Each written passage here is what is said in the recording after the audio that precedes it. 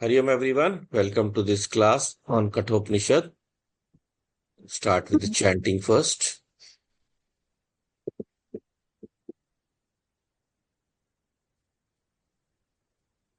Om Sahana Bhavatu Sahano Bhunaktu Saha Viryam Karvavahai Tejasvinavadhitamastu Ma Vedvishavahai. Om Shanti Shanti Shanti. Om Gananam Tva Ganapati Gam Havamahe Kavim Kavinam Upamashravastamam Jeshtarajam Brahmanam Brahmanaspata Anashrinvannuti Siddha Sadhanam. Om Shri Mahaganapataye Namaha. Saraswati Namastubhyam Varade Kamarupini Vidyarambham Karishyami Siddhir Bhavatu Me Sada. Gurur Brahma Gurur Vishnu Gurur Devo Maheshwaraha Gurureva Param Brahma Tasmai Shri Gurave Namaha. Tasmai Shri Gurave Namaha. It's nice when the class is live and everyone is sitting in front, you can chant together. But this restriction is there on Zoom, the voices get overlapped. So now we are starting with the next few verses. We have completed, this is the 25th class of Kathopnishad, and we are into the second chapter, second part, Dvitiya Adhyay, Dvitiya Valli. So far in the previous chapter, we have seen that the first adhyay, first valley, we approached the end and we completed that. So there we saw Atma Swarup is being dealt with in reply to the main question of Nachiketas, which is in the third boon, that what is this Atma Swarupam? And so he has taught this through very detailed manner. It's very extremely subtle topic and not that cannot be grasped very easily. So it is repeated again and again in different ways how we can understand this. We saw the verses also, no, the end with etad, vaitad. So again and again, the repetition is there that I am telling to you in another manner. This same process is seen in a lot of other Upanishads, like in Chandogya Upanishad, when Ketu is being taught by his father, Tattvamasi. So there also he repeats 9 times the same message using the different combinations. So now we are also looking into this topic, it was mentioned in the first chapter, first Pratham Adhyaya. It was there in short, it was mentioned, because most of that chapter was dealing with the initial, preparation, where Nachiketas is tested, whether he's really sincere in wanting this knowledge through the story part also. And then finally, the sadhanas were given, the Ratha Kalpana was given to show how all the sense organs need to be restrained if we have to have this knowledge. And so then finally, he has conveyed the essence of Atmajnanam, but in the next 3 vallis, or you can say the second chapter, it is expanded more and more.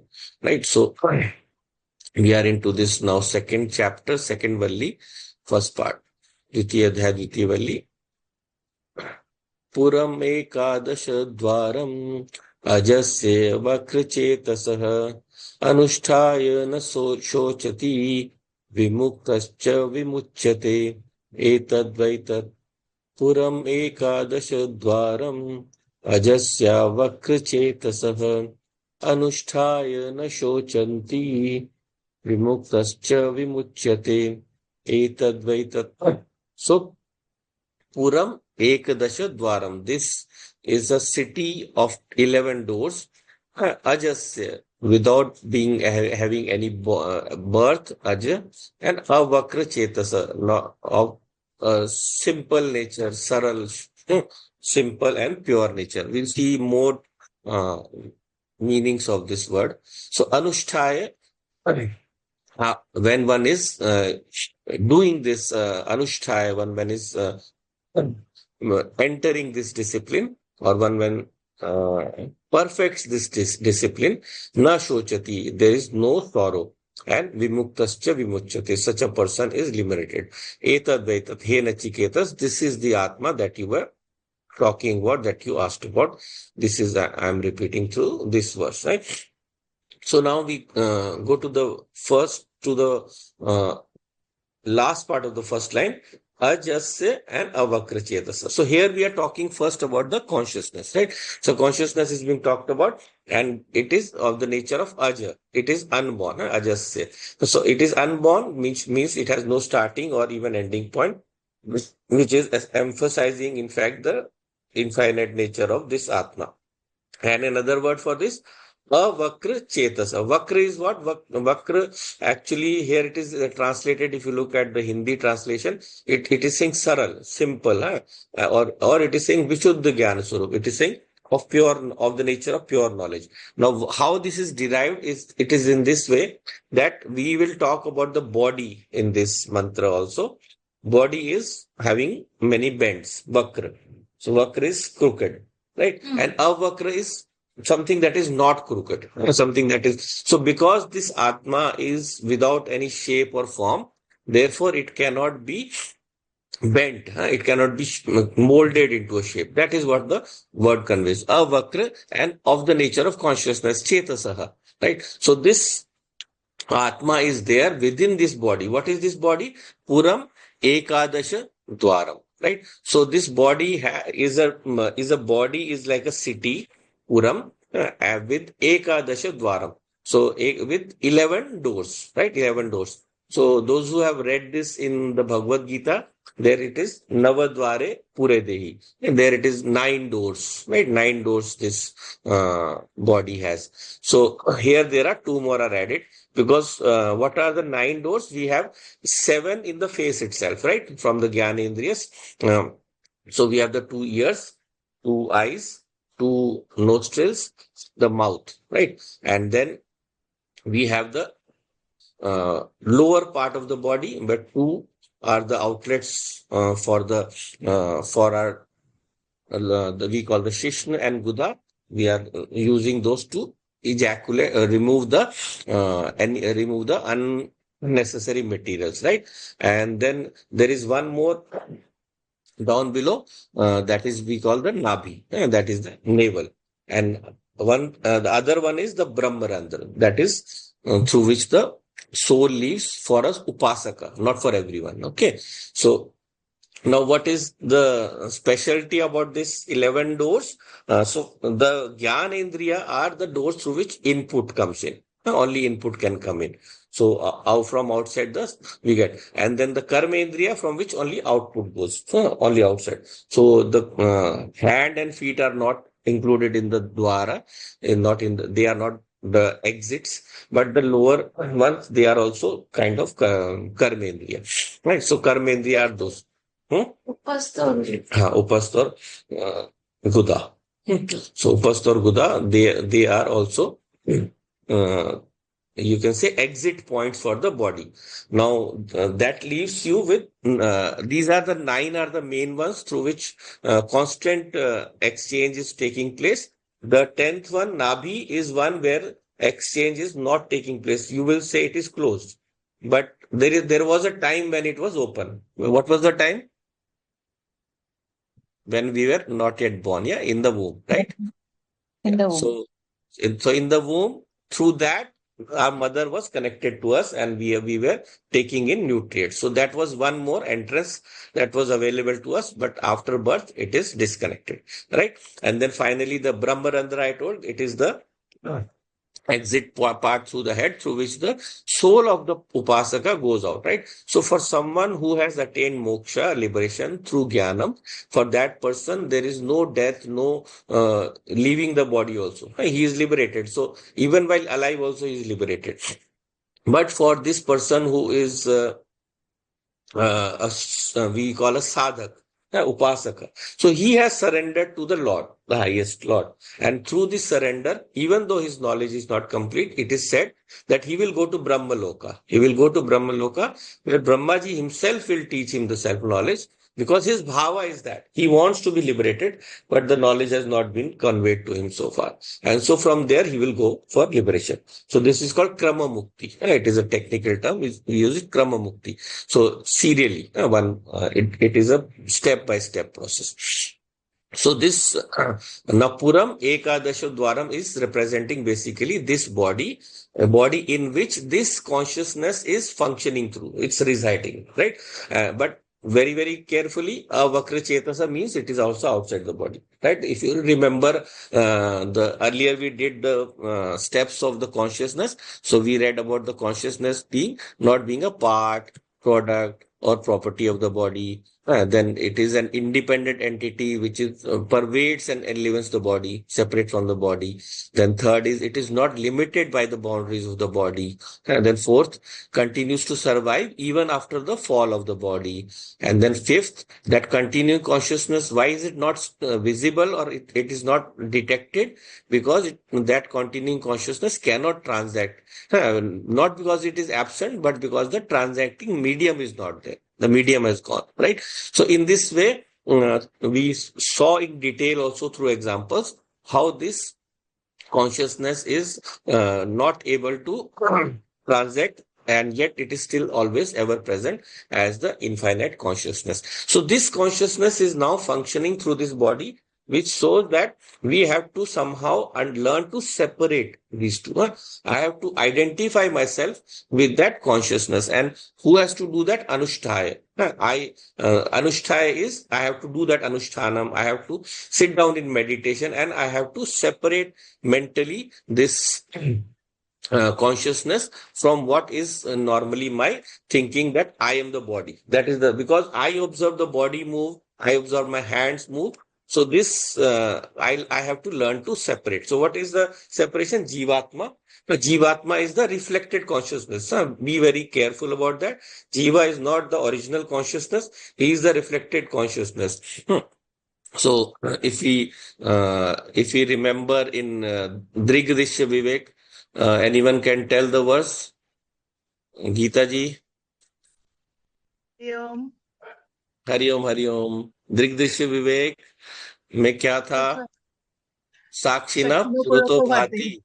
लिंगम देहेन संयुतम क्षितिच्छाया समावेशात् जीवस्य व्यवहारिकः.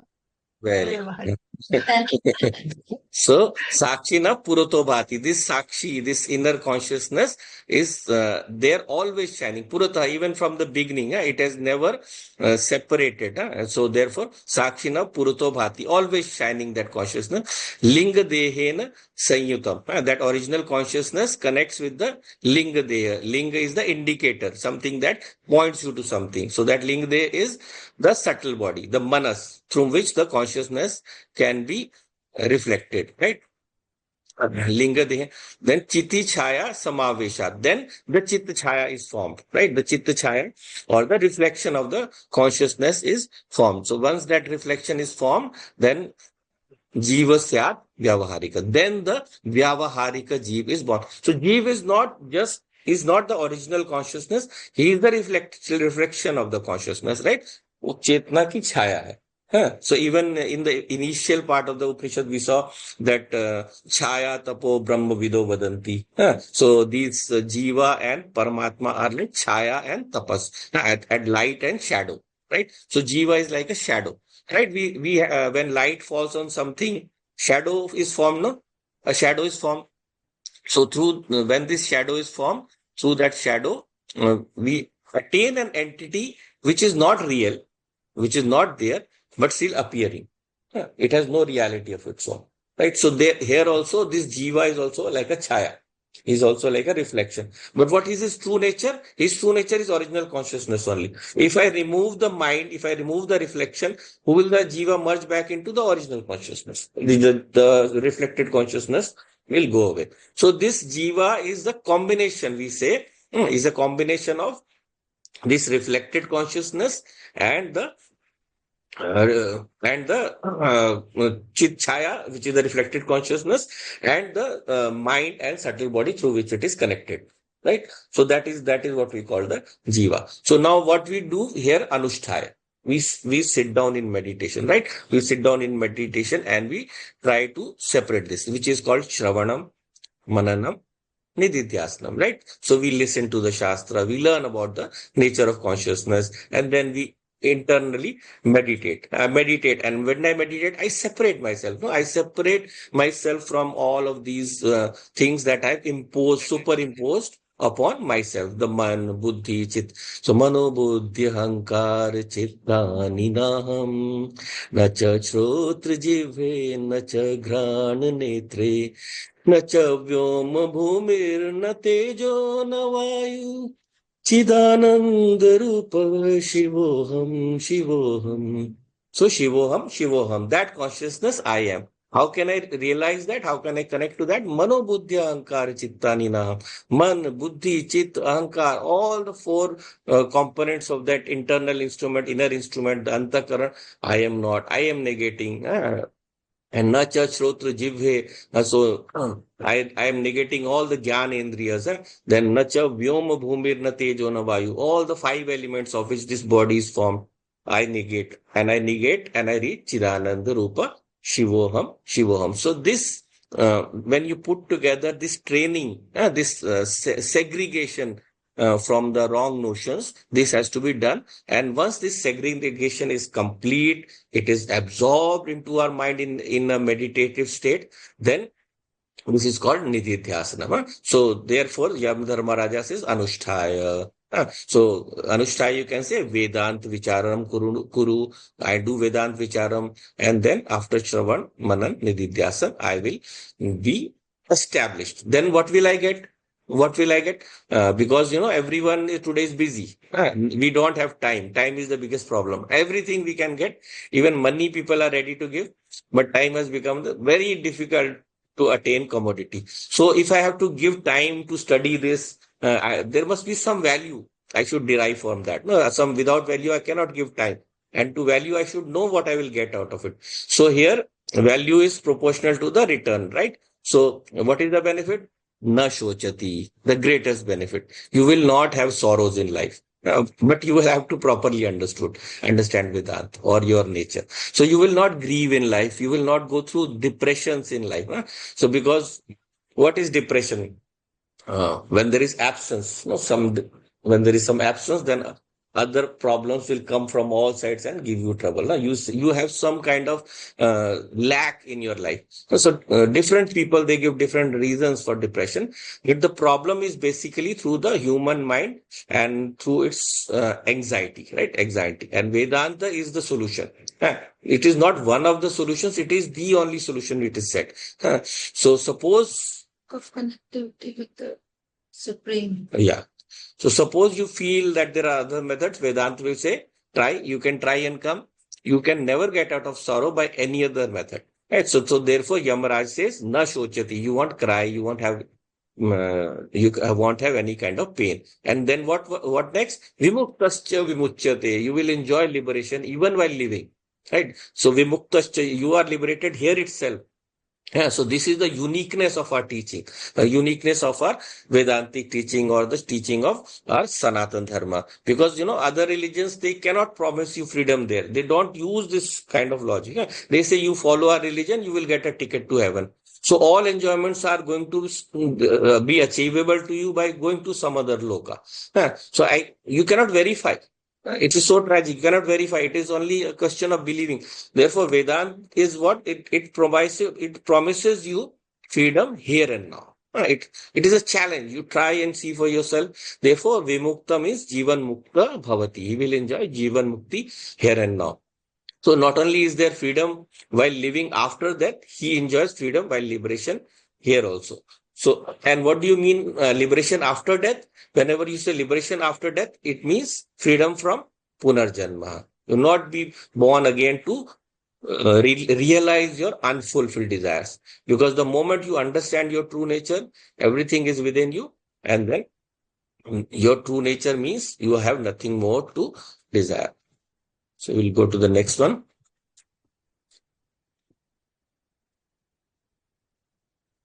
Second mantra, right? So हंस शुचिषद वसु अंतरिक्ष सद होता वेदी सत अतिथि दुरोण सत निषद वर सत ऋत सत व्योम सत अब्जा गोजा ऋत जा अद्रिजा ऋतम बृहत. Once more.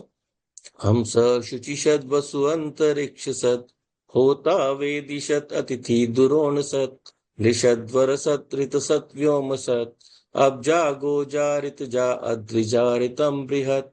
So here the next part we are going into, first we have realized about the consciousness, right? Consciousness is infinite. Now what about this body? What about the other objects in the universe? Are they something separate from me? That will create duality. Advait will be hindered, right? So we have to establish that they are all one with this only. So Hamsaha Shuchishat, this Hansaha, this Paramatma, it is said here, Swayam Prakash Atma. So this has the derivation we'll come to later, how it is, how the meaning comes. Hansa Shuchishad. So with purity, yeah. So in some translations you will find the purity is then ascribed to the Akasha. So Shuchishad is said to mean the Akash because Akash is pure. Right? In Akash, you cannot have any kind of, we call malinta. No kind of impurity can be imposed on Akash. It will go away. So Akash cannot be sullied. And Hansa, because Han Dhatu is there. So Han means to kill or destroy. And here ignorance is destroyed. So Hansa also here, Asaha represents that destruction of what we call darkness, right? So sun is the representative of that. So that translation is also there. But we will go into the actual one later on. So Vasuhu Antariksha Sat. So because this all those who live in the Antariksha, then the Hota Vedishad, the one who does the Homa by sitting in front of the Vedi, the Havan Kund. Then Atithi Duron Sat, any Atithi that is coming to your house. Then Nrishat, all the men, humans. Then Varasat. So Varaha represents the Devtas. The Vara basically means supreme being, supreme who are higher than you. Then Vyomasat, Abja, Goja, Ritja, Adrija, all represent the beings that can be born out of this consciousness. Goja, first of all, we have this Vyomasat and Vyomasat Abjaha, then Goja, Ritaja, Adrija, all represent the different beings that are born in this. So Abja represents water, right? From water. Then Goja, Go is of course, we see the meaning as light. We will look at that also. But here it is used for Prithvi, born out of the Prithvi. Then Ritaja, those are born out of Yajna. So because Rit represents the rhythm of the universe. And then Adrija represents again the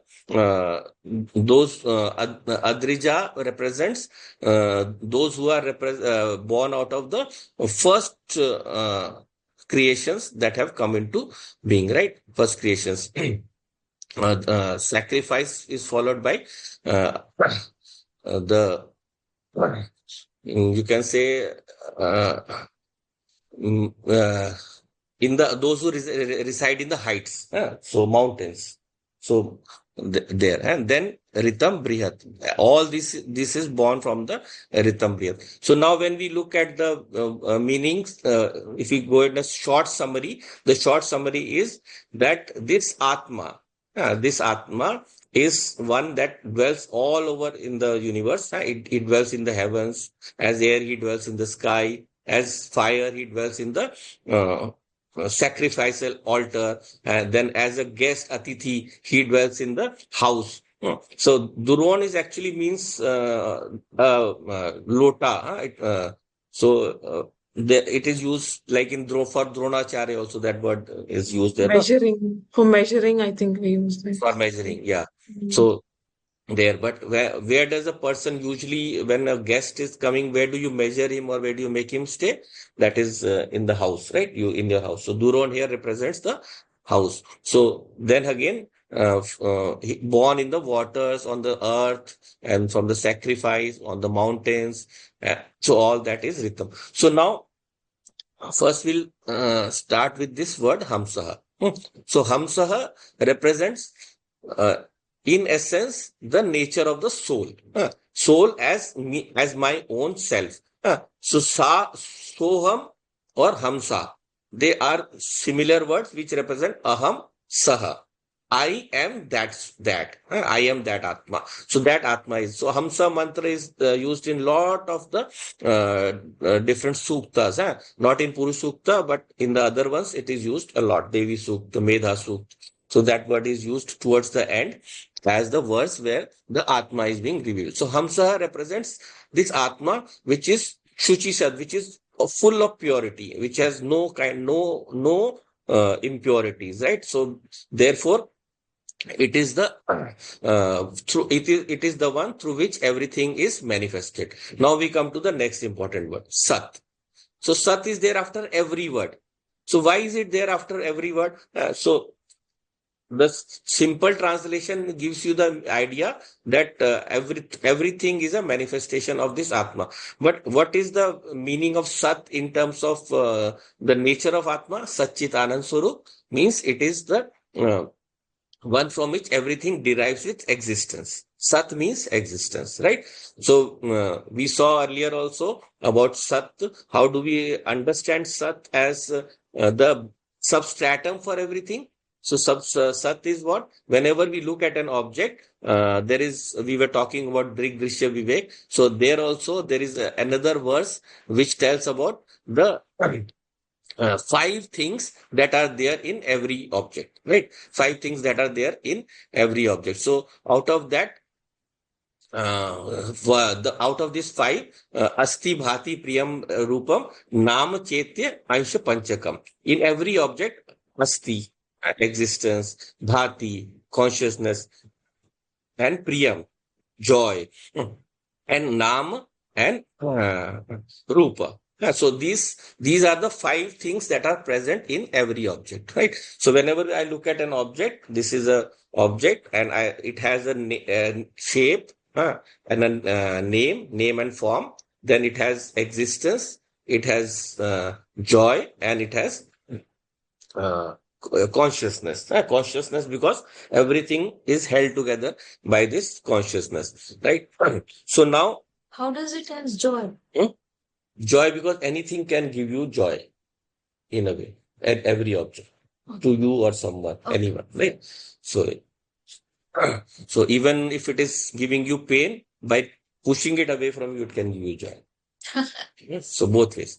So whenever we look at that object, then if I remove the Nam Rupa, then what remains is what we call the existence. Existence will never go away. The existence is always there. So of all the objects that we look at in the universe, that existence is the substratum from which everything is arising.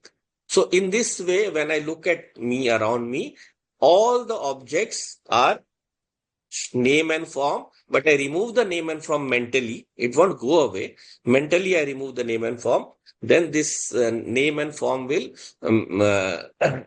separate into a pure existence. And this pure existence will exist infinitely in either direction, because there is no place, even if there is a space, that space is, existence is there in that space also. So one uniform infinite existence extends everywhere in all directions. So if now we have one uniform infinite existence, one uniform infinite consciousness, there cannot be two infinites. Otherwise, they will cancel out each other. Otherwise, they will restrict each other or limit each other. That means there is only one single entity. Because of our mental conditioning, we tend to separate them. And then Ananda represents infinity, because everything is, if I take the shape of consciousness, there is no shape. The shape of existence, there is no shape. So both are extending infinitely in all directions. So therefore, what does this mean?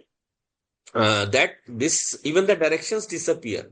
When there is pure consciousness, where there is a direction, there is no direction also. So this infinity is represented by Ananda.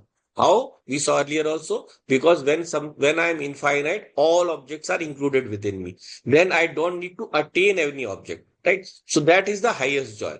The smaller joys are the joys of worldly objects. When I attain an object, I get joy. But in the case of the Atma, everything is within Atma. So therefore, no object needs to be attained. So previous verse we saw this consciousness I have to learn to identify as my true nature. And now the whole universe also, even including this body, is a projection of this Atma, is not separate from this Atma. Why? Because this Atma is giving existence to them. So Hansaha, this Atma, Shuchi, which is very, very pure, it is giving existence to everything. Who all is it giving existence to? Vasu. So all it means also the Vasudevtas, that includes the five elements and all the remaining three mind, intellect, and buddhi. So Vasu also represents, because Vasu means what? All pervading, right? So therefore, all pervading means all the objects of the universe which are there, they have this Vasu. The Ashtavasu are present in every object. So therefore, these Vasus are also given जिनकी वजह से सब कुछ exist करता है, जिनसे सब निकल के आता है। ठीक, तो प्रकृति, महत, देन अहंकार and the five elements, Ashtavasu. So Vasu represents those initial elements, because again the sense organs will come out from the five elements, right? When they are acted upon by Sattva, Rajas, and Tamas, from there also all the remaining will come out. So, so basically, this Atma is providing existence to Vasu, then Antariksh, then the Hota, the one who offers sacrifice, then where he offers the sacrifice, and then Atithi. So Atithi represents in one way this person who is doing sacrifice, who is inviting someone to his home. It also represents knowledge in the nature, or knowledge in the form of I am without any tithi, without any date. I am beyond time, right? So that sense is also conveyed here. Atithi duron sat. So therefore, I don't need a house. I don't need a place to manifest myself. I am beyond time and space. So beyond time and space is represented by Atithi Duron Sat. So this consciousness or this existence is there all over in the universe. And therefore it expresses through all the beings also. Nrishad, all the men of the universe. Varaha, all the devatas, and they are at the subtle level. Then Ritam. So Rita represents what? The nature of the rhythm of the universe, right? Because everything is in the world moves according to the laws of the universe. Those laws are called rhythm. Those laws are called rhythm. And so Vyom again represents space here, Vyomasat. Then Abja again here represents the waters. The water is again, we saw earlier, represent existence, but in the existence in the worldly sense, in the manifest sense, right? The first visible element being that can be more intimately experienced is water. Because whenever we see any scriptures, there will always be that the waters were there in the beginning, right? So, and then Go represents, as I said earlier also, it represents Prithvi, but in a intimate sense, it represents light, Prakash. So all light is also given existence by this Atma only. And then Rit we saw here earlier, the rhythm of the universe. Then Adrija, Ritam Bharat. So when we reach the highest levels of our sadhana, that is called Adrija, the mountains. Mountain represents height. Height represents when we reach the highest level of the sadhana. Then we flow according to the rhythm of the universe. Ritam, which is the highest, Brihat, the one that manifests through every fiber of this universe. So the basic sense that is conveyed through this is this very Atma.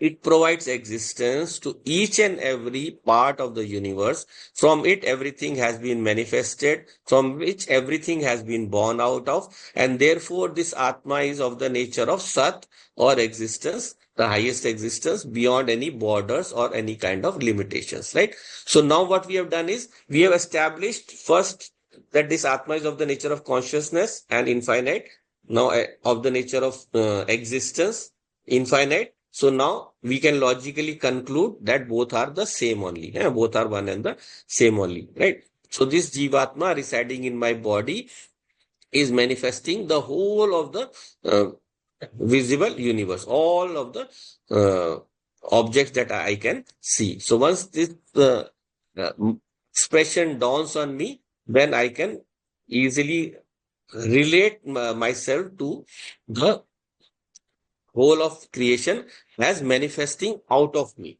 and manifesting out of me, right? So how? Because I am the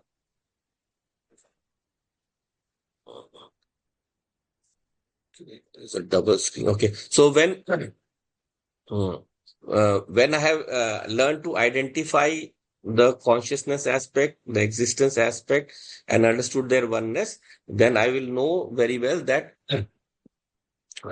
it is my own true nature, and through my true nature, I am manifesting the whole universe. So you will say, how can I manifest the whole universe, right? How can I, this small little being?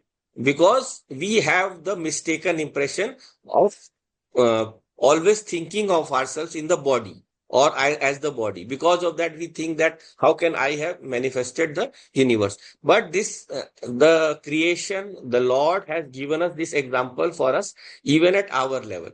So we have seen earlier also, how do we create a world every day? How do we create? कहाँ से हम create करते हैं? Our minds. Minds, yes, but there is a state for that. In dream, I think we see Dream. dreams. Yes, right.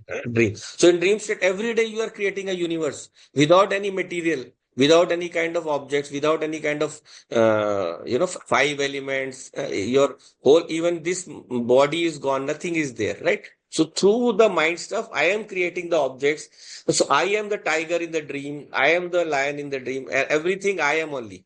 And if you are in the dream and you are asked that no, these are only you only, you will never believe it. No, you will never believe it because you are in the. So once you get out of that state, then only you can know. Same way, when we get out of this waking state, when we go into the Turiya is, let us not confuse ourselves. It is not the fourth state which most people understand. It is the state which within which all states merge, right?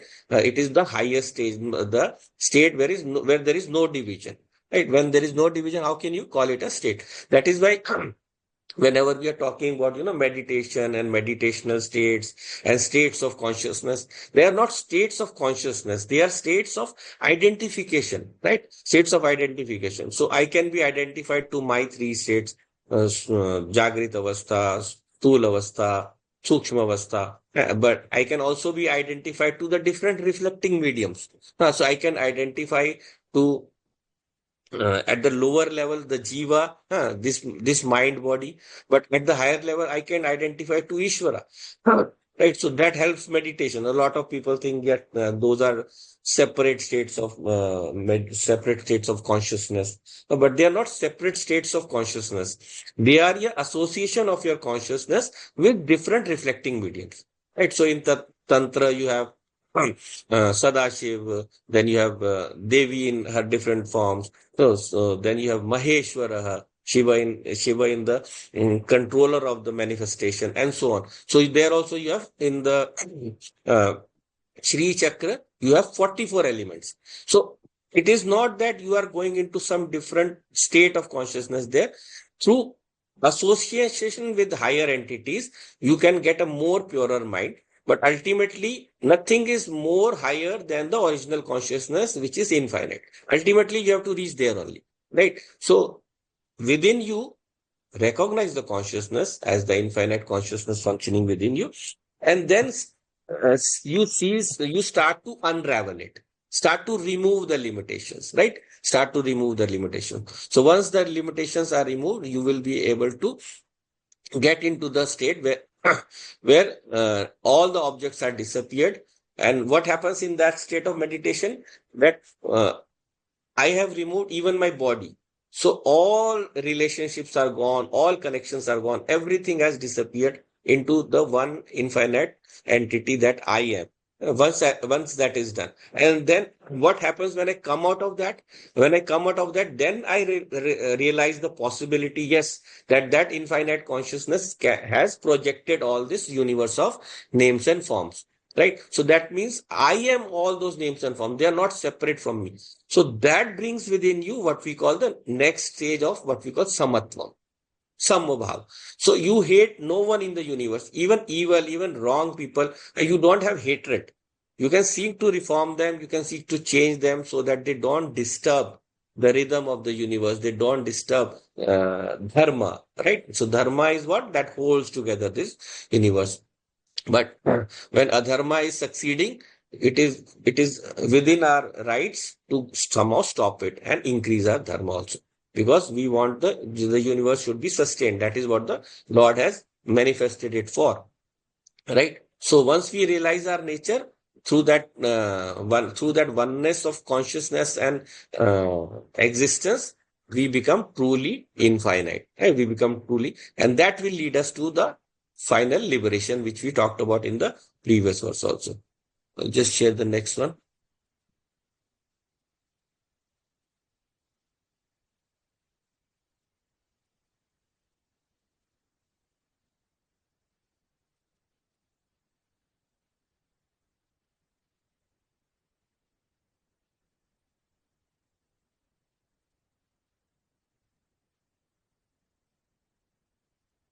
ऊर्ध्वं प्राणम् उन्नयति अपानं प्रत्यगस्यति मध्ये वामनम् आसीनं विश्वे देवा उपासते अस्म ऊर्ध्वं प्राणम् उन्नयति अपानं प्रत्यगस्यति मध्ये वामनम् आसीनं विश्वे देवा उपासते.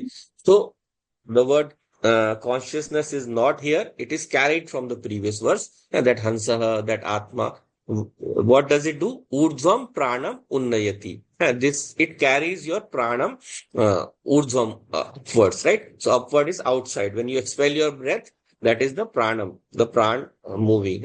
Then apanam pratyagasyati. Apan also, it is the one that moves the apanam downwards, because when it goes downwards and it does all the functions which relate to taking your breath deep in till the excretion part also.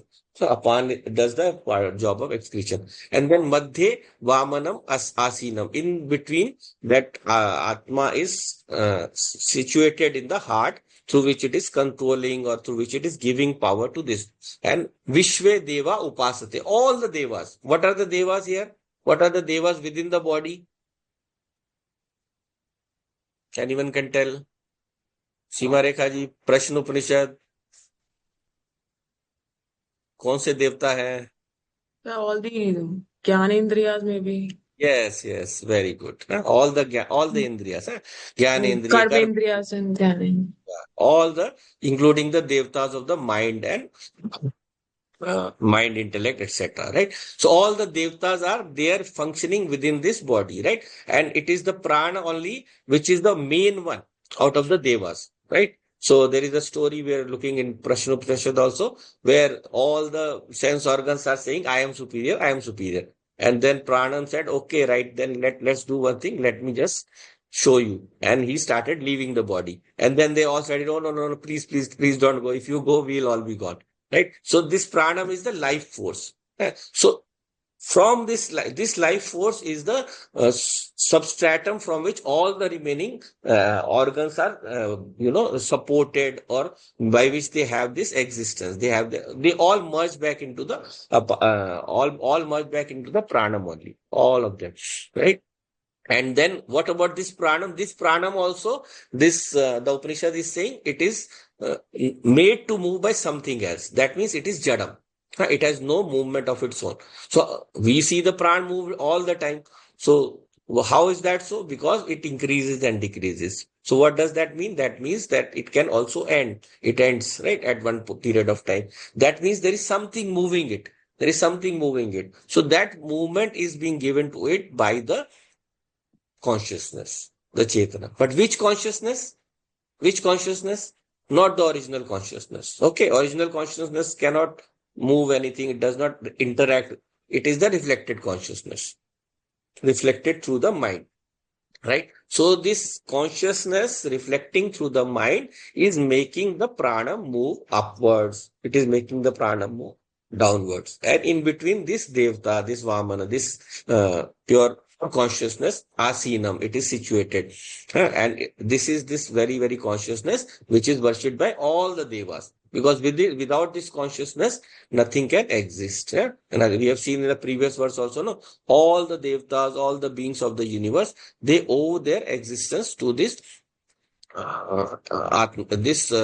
consciousness only, right? So more description we have seen here. The body mind complex, sukshma shariram, all are essentially inert in nature, right? And because they how are they made up of? They are made up of the five elements only, right? Five elements. So if you remember earlier also we saw that first what happens, the five elements are they are projected out of the atma, starting with the akasha, and up to the prithvi. All the five elements are manifested in pure form.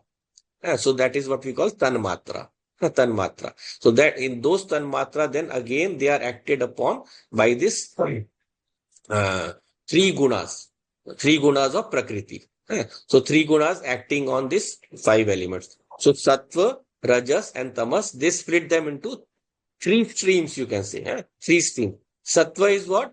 Knowledge based, right? Purity, knowledge based. So knowledge based will project out of it the jnanendriyas, right? So from the sattvic part of the five elements, we get the five jnanendriyas, right? We saw in Tattva Bodh also. So from the akasha, shrotrendriya, from the vayu,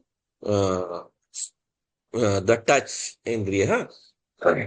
So shrotra, tvak, chakshu, rasna, ghan. So the touch sense.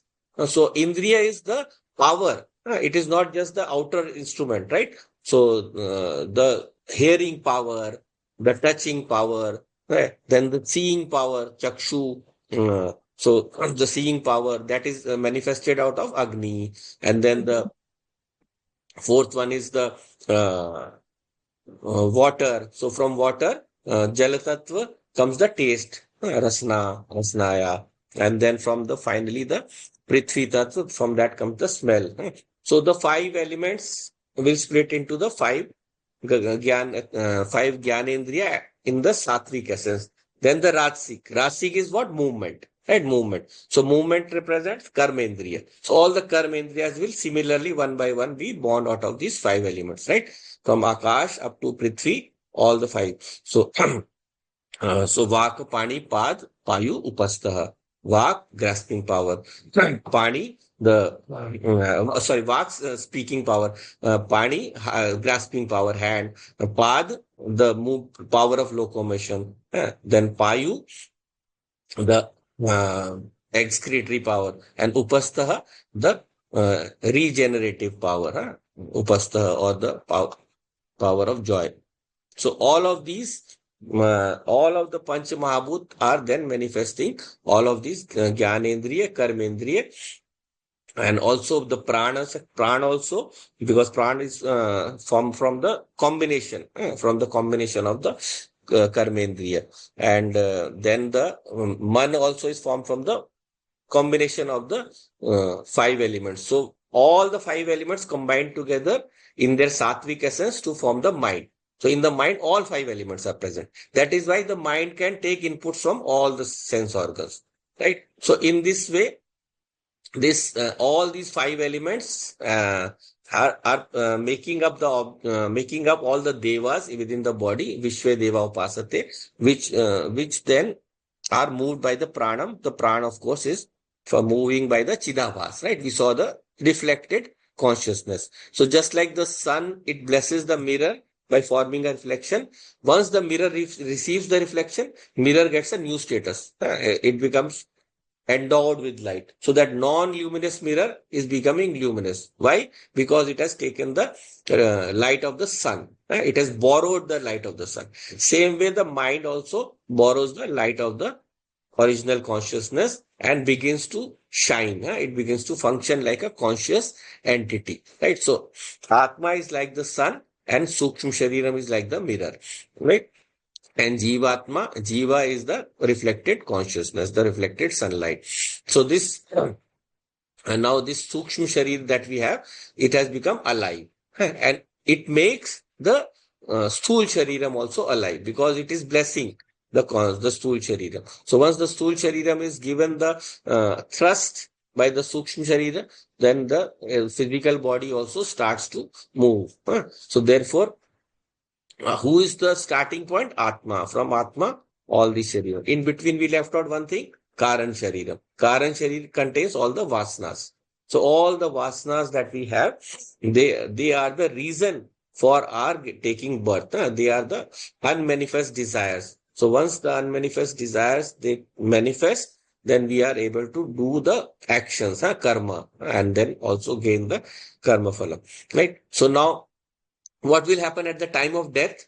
At the time, what will happen? Uh, Imagine that I've removed the mirror.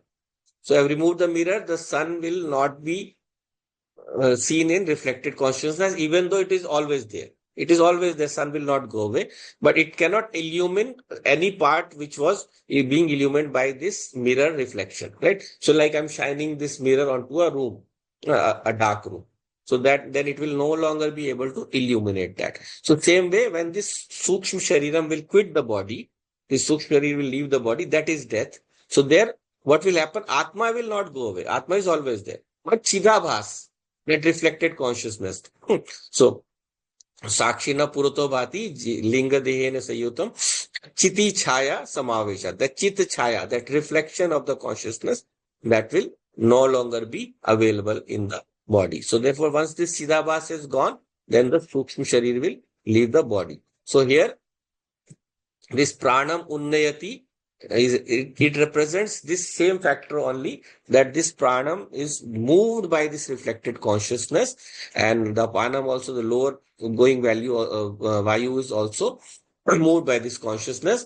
But who is the Swami there? Who is the Lord? It is the Atma. So Atma. So always, the person who is the king, he sits in the middle of the sabhasad. So Madhye Asinam, he is sitting in the center, which we can say the heart. So located in the heart. So this is the Atma, which is one that is controlling all the things here, right? So just look at the next one now.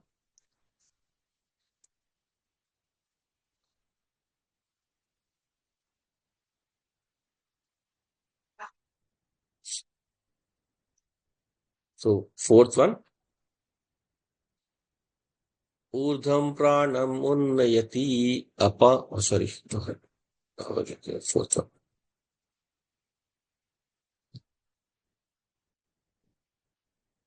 अस्य विसंस्रमानस्य शरीरस्थस्य देहिनः देहाद्विमुच्यमानस्य किमत्र परिशिष्यते एतद्वैतत् अस्य विसंस्रसमानस्य शरीरस्थस्य देहिनः देहाद्विमुच्यमानस्य किमत्र परिशिष्यते एतद्वैतत्. So asya Visansra Samanasya. So as this gets detached or loosened, Sharirasthasya Dehina, from the embodied self, Sharirasthasya Dehina. Dehina is the body.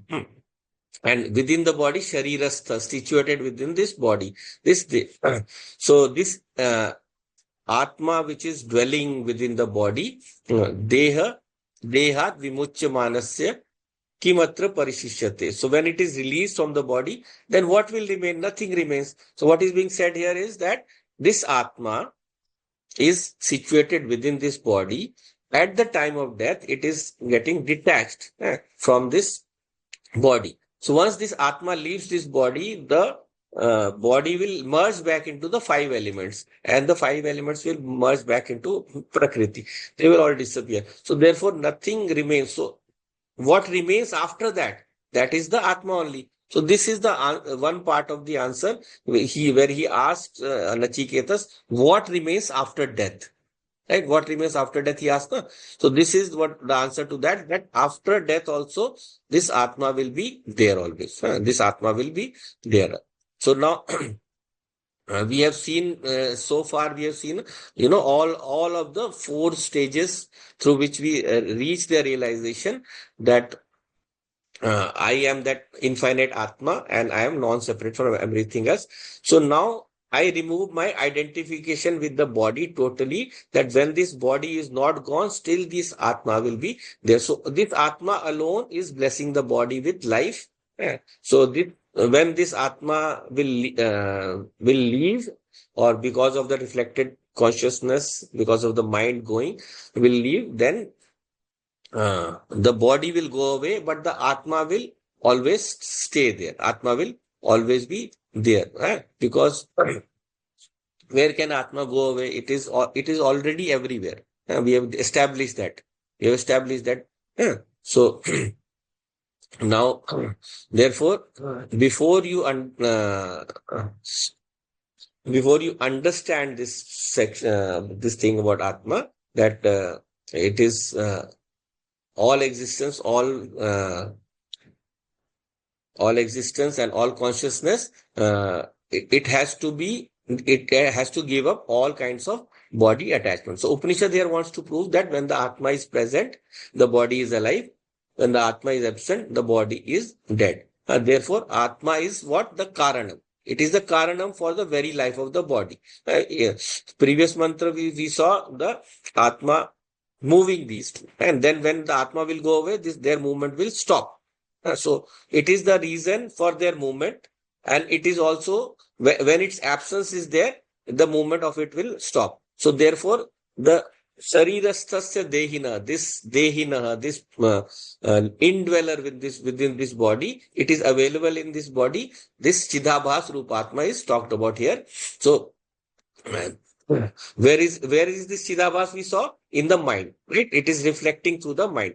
So suppose this Atma, this Chidabhas, with Sansramanasya, this reflected medium, reflected consciousness leaves this physical body. So the moment I talk about departure, we saw earlier, what is the departure? We should always remember the original consciousness can never depart from the body, right? So therefore departure means you should take the reflected consciousness part.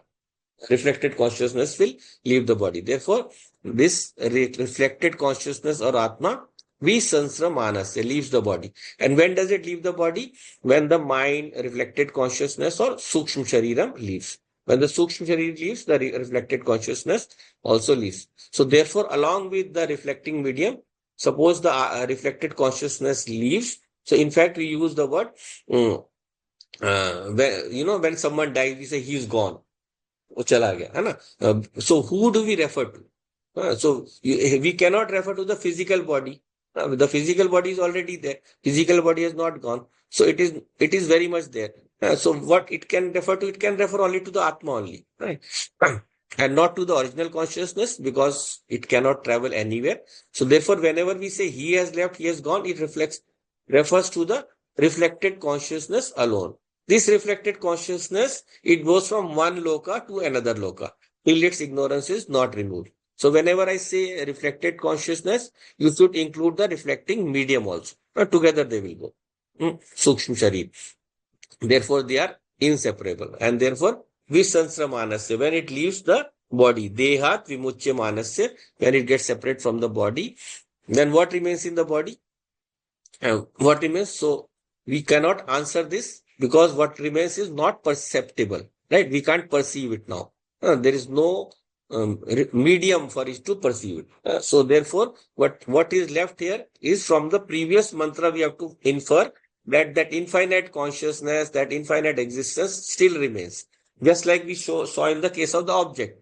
I remove the name and form, still the existence is there.